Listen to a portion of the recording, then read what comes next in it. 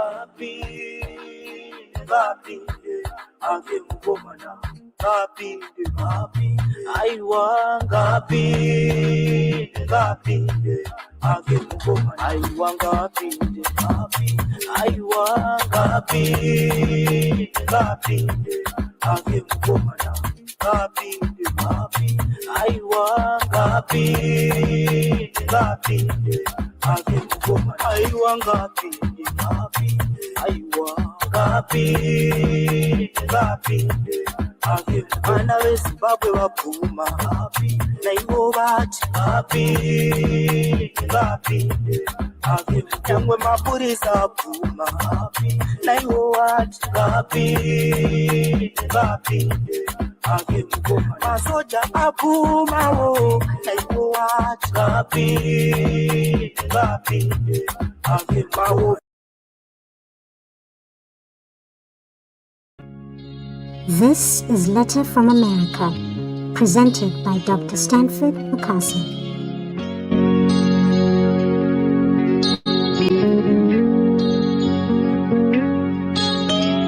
Letter from America is a weekly in-depth analysis of the situation in Zimbabwe. It is a broadcast on Change Radio, an internet-based radio station of the Zimbabwean diaspora and friends from around the world. Change Radio is aimed specifically at giving Zimbabweans and friends at home and abroad news, information, and a diversity of perspectives that are not available to them in the heavily government-controlled broadcast media in the country.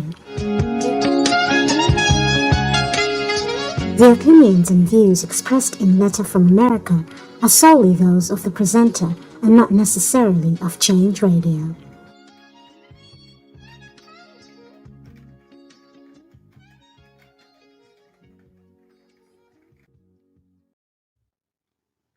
A red card from Mnangagwa and Zanu PF.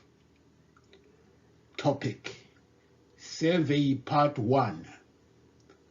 Zimbabweans tell Mnangagwa and Zanu PF that the country is going in the wrong direction. A recent survey of Zimbabweans showed how angry and concerned they are about their socio-economic situation under the ZANU PF government. The survey results showed that ZANU PF under President Mnangagwa is acutely aware of the volcanic anger rumbling beneath the apparently serene Zimbabwean environment. There is glaring evidence of the worsening situation for most Zimbabweans, and this is coupled with the rampant corruption and the systematic and sustained repression of basic human rights, all in open violation of the international protocols on freedom of expression as defined by the United Nations, the African Union, SADC, and the Constitution of Zimbabwe itself. These deplorable conditions in Zimbabwe are all coming into a headlong conflict with the rapidly changing demography of the country. More than 70% of the 14 million Zimbabweans are under 30 years of age. This means they were born after independence, and they have no sustainable recollection of the pre-colonial era and the often touted struggle for independence. Almost every day, ZANU PF has and continues to blow the mantra, ZANU PF yakasunungura nyika ino neropa, or ZANU PF liberated this country with blood. And they use this monotonous sing-song to justify that only ZANU PF can and should rule the country indefinitely. The problem with this slogan is it is wearing off like a broken record. It no longer carries any meaning to the youthful Zimbabweans. What ZANU PF is closing its eyes and ears to is the question every Zimbabwean is now asking. If you, ZANU PF, liberated us, what have you done for us? In response, ZANU PF is singing yet another song. Sanctions are hitting the economy. But the Zimbabweans don't believe this either. After 41 years in power, anything ZANU PF says now to justify its continued rule has totally lost credibility among Zimbabweans, as the survey results show. The survey results show that more than 70% believe corruption and economic mismanagement are the root causes of the declining economic conditions and quality of life in Zimbabwe.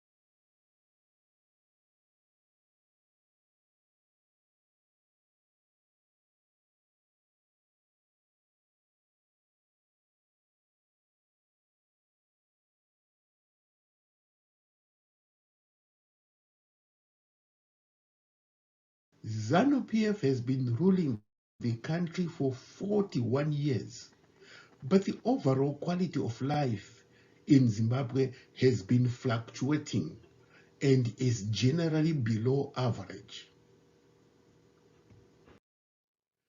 The number of Zimbabweans in extreme poverty has reached 7.9 million as the COVID-19 pandemic has delivered another economic shock to the country. This is more than one half of the country's population of 14 million. According to the World Bank's Economic and Social Update report, almost half of the Zimbabwe's population fell into extreme poverty between 2011 and just last year, with children bearing the brunt of the misery. Faced with these grim statistics, it is glaringly evident that ZANU PF cannot answer the question, what have you done for me in the past 14 years, without risking an angry, no confidence vote from the Zimbabweans.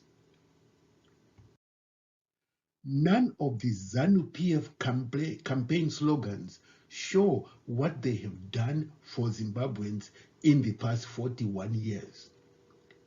They only show what they plan to do for Zimbabweans after the next election. But ZANU PF knows that they can easily lose in free and fair elections. This is why election after election, ZANU PF has resorted to and continues to resort to two strategies to win elections. And these two strategies are violence and rigging elections. Violence and threatening people. Here, ZANU PF has used the mantra that ZANU PF cannot be defeated by the ballot, what they won by the bullet. The message is clearly that ZANU PF will use and has used violence to intimidate people into voting for it. This use of brute force is evident in the way the opposition MDC alliance is being prevented from visiting rural areas in the country. ZANU PF mobs have been deployed to block the roads MDC alliance president Nelson Chamisa uses to visit the rural areas.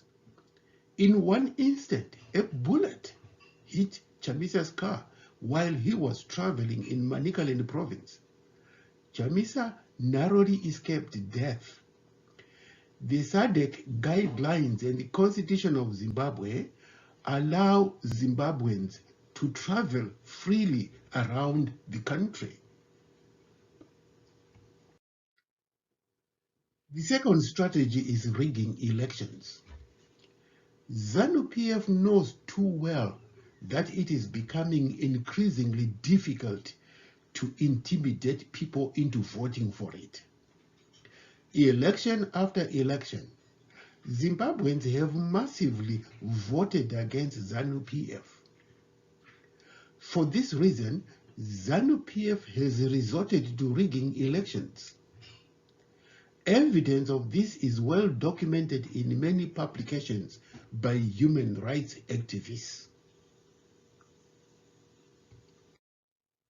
The Zimbabwean Elections Commission, or ZEC, which is supposed to be an independent and non-partisan elections management body, is fully controlled by ZANU PF. In the period leading to the 2018 elections, ZEC rejected all demands for electoral reform as recommended in the SADC guidelines for free and fair elections. It's these two strategies, brute force and rigging elections, that have sustained ZANU PF in power for 41 years. ZANU PF must have learned three lessons pretty well because they are actively practicing them.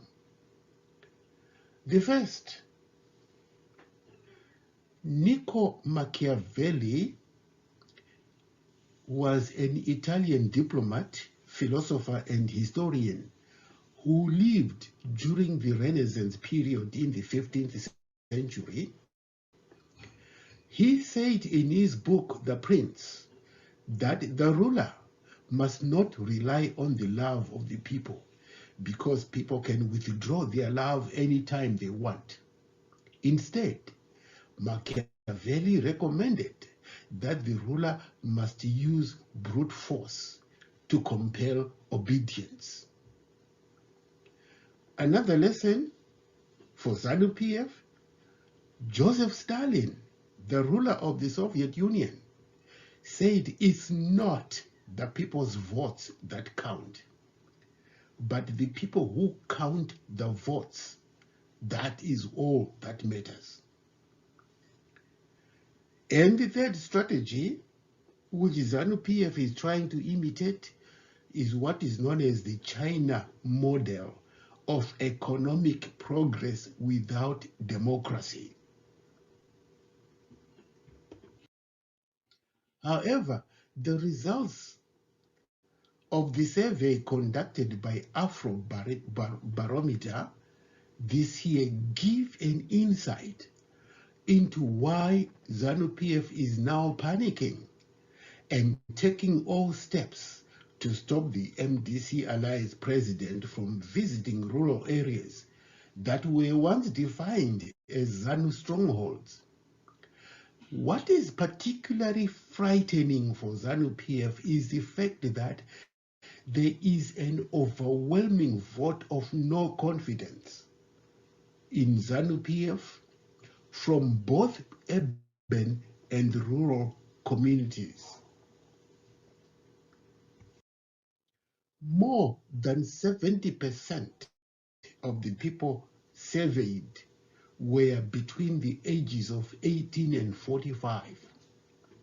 This made the sample of the people surveyed fairly representative, given that more than 70% of the population is below 30 years of age. The sampled population was also fairly representative in terms of urban and rural populations. Just over 60% or 62.1% of the people surveyed were from the rural areas. According to World Bank statistics, 67.76% of the Zimbabwean population lives in rural areas. Nearly 40% or 37.9% of the people surveyed were from urban areas. And according to World Bank statistics, 32.24% of the Zimbabwean population lives in urban areas. A little over half, or 50.4%, of the people surveyed were males or men. According to World Bank statistics, 47.7% of the Zimbabwean population are men or males. A little below half, or 49.6%, of the people surveyed were females or women. According to World Bank statistics, 52.9% of the Zimbabwean population are females or women. There were slight disparities in the gender representations in the survey.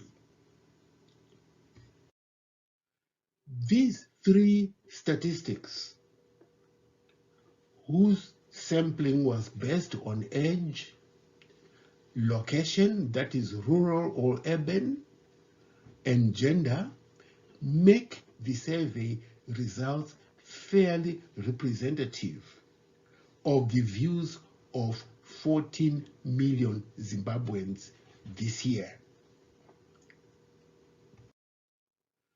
On his triumphant return to Zimbabwe in 2017, President Mnangagwa once said, "The voice of the people is the voice of God."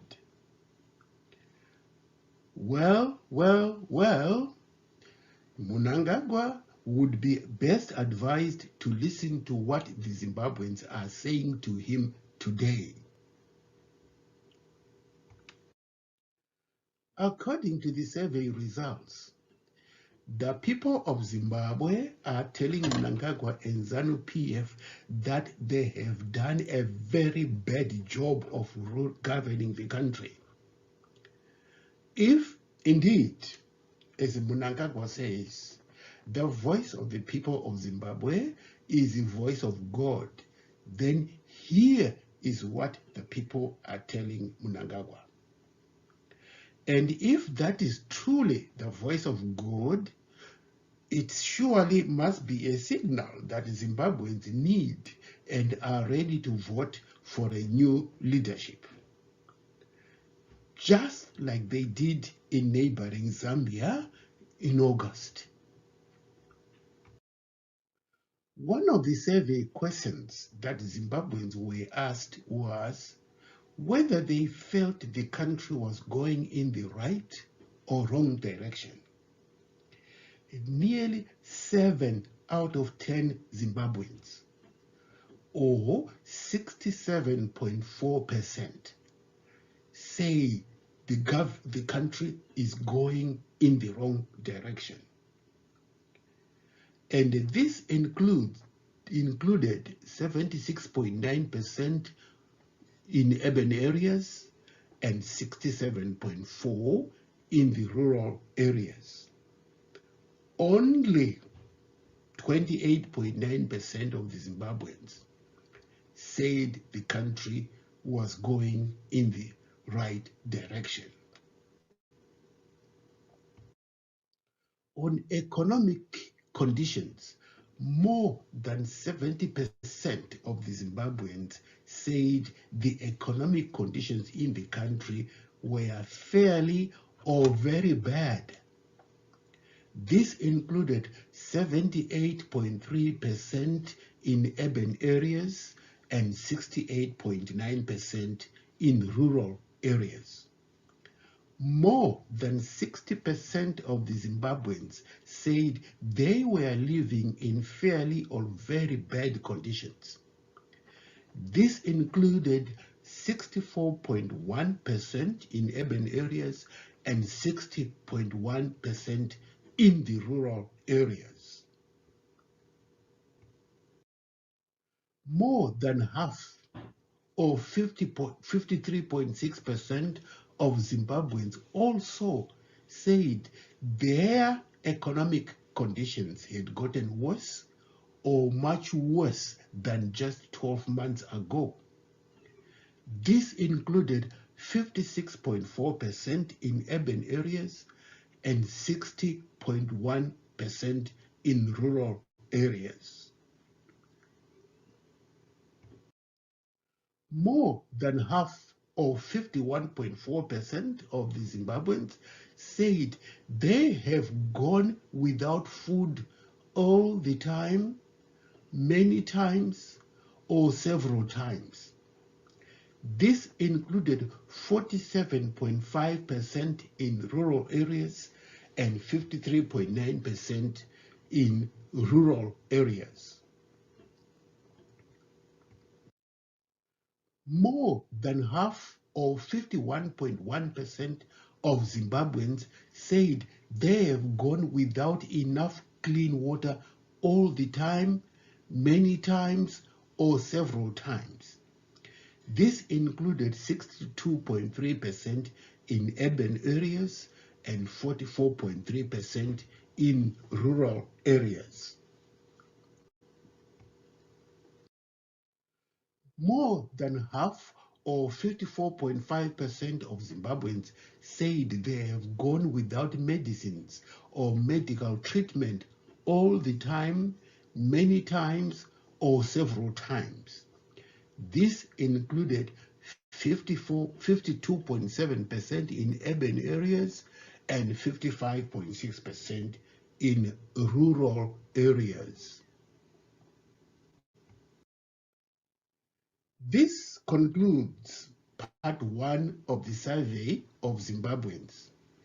In part 2, next week, we will look at what Zimbabweans say about democracy and politics in Zimbabwe. Thank you.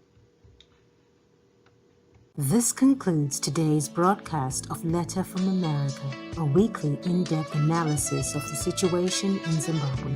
Thank you for listening.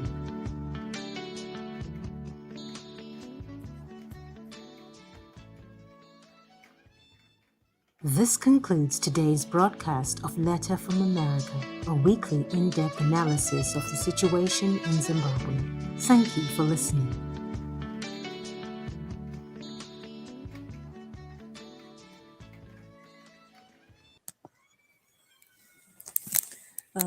Thank you for tuning in, our viewers and listeners. If there is anyone who would like to join this live stream and give a comment on what Dr. Mukasa presented in this episode of Letter from America, I have just posted the StreamYard link. All you need to do is to click on that link and it will take you directly to the StreamYard where I will add you in and you can make your comments. I'm going to flight the last few comments that came in on our Facebook and YouTube pages whilst we wait for anyone who would like to come in and give their contributions. Levi Mangezi says ZANU PF must be buried in the sea. Changs Manjex says ngapinde hake mkomana kugara musango taneta zveshuwa. Vana vezimbabwe vaneta kugara mumaforeign countries vachitiza maoppressors nenhamo yava muzimbabwe. Hanzi namemo manyun zvakaoma. Charity Malata says those saying country is going in the right direction are the ones benefiting from the ZANU PF, but the rest is suffering. And if you say something about it, you die. Viewers and listeners, we are joined by Modias Dewa. I trust Modias would like to give his contribution on what Dr. Stanford Mukasa presented. Unfortunately, Modias, it looks like his network just dropped, so he dropped out of the stream. Modias, if you would like to try and come back in, we will wait for you for a little bit before we close down this episode of Letter from America. In light of everything that Dr. Stanford Mukasa presented in today's episode, I would like to remind each one of us to register to vote. I'm going to flight the toll-free number that anybody who would like to make inquiries concerning the nearest center of registration that they can go to make their registration. I'm going to flight the number that you can call to ask any queries to do with your voter registration center. The number is free and it is showing on your screen now. It's 080-802-19, and I repeat again, 080-802-19. And for those who were registered previously, you can check your name in the registers from the website, which is scrolling across the screen at the bottom of the screen. I will flight that website as the main banner soon. At the moment, the number that you can call to 08080219 is showing there on the screen. The number you can call to inquire any queries that you have about voter registration. But if you would like to check if your name is still in the registry and if you are registered with the correct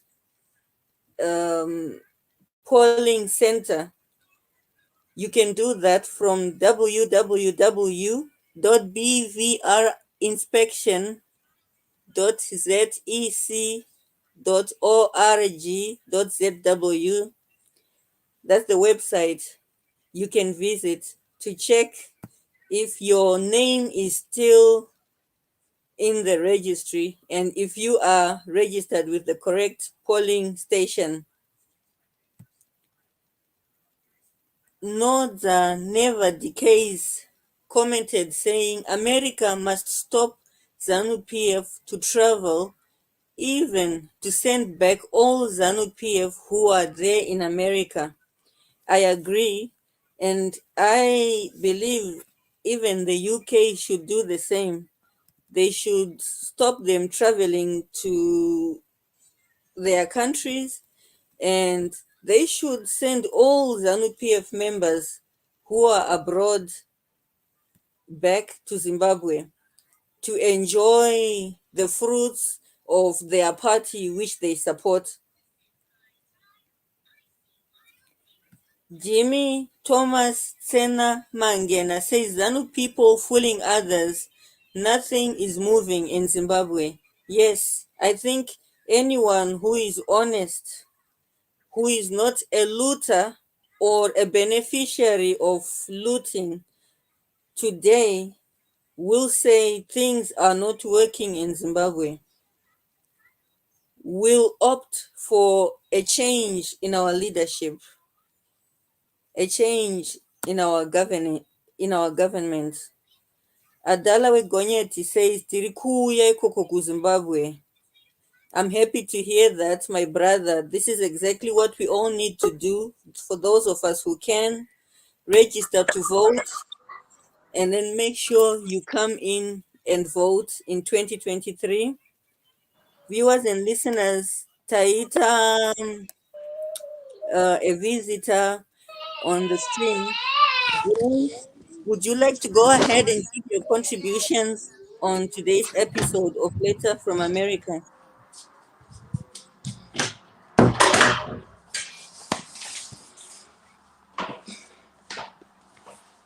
James, can you hear me? It looks like James' network has also dropped. But I think we have come to the end of this episode of Letter from America. I'm just going to play the same Gap in the Hakemukomana video clip, which I played at the beginning of the episode. It is a video clip of a young man who won the dance challenge competition that was held by North America recently as a fundraising event. He was dancing to the song Gap in the Hakem Komana, and he won the challenge. And he won, among other things, he got all his fees paid, and there are a few other things that he got as well. So I hope you enjoy this video clip, which I will leave you watching. Thank you for joining us today, and looking forward to see you again next week on this episode, on the next episode of Letter from America, at the same time, same place. Take care.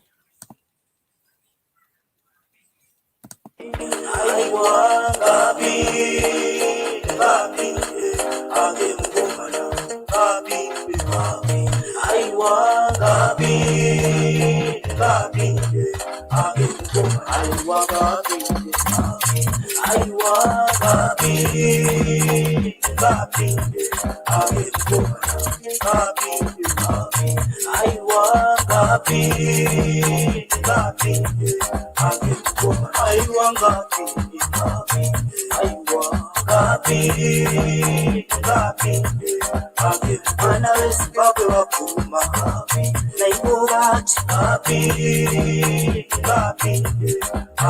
nyangwe mapurisa apfuma naivo vati masoja apfumawo naivo vati.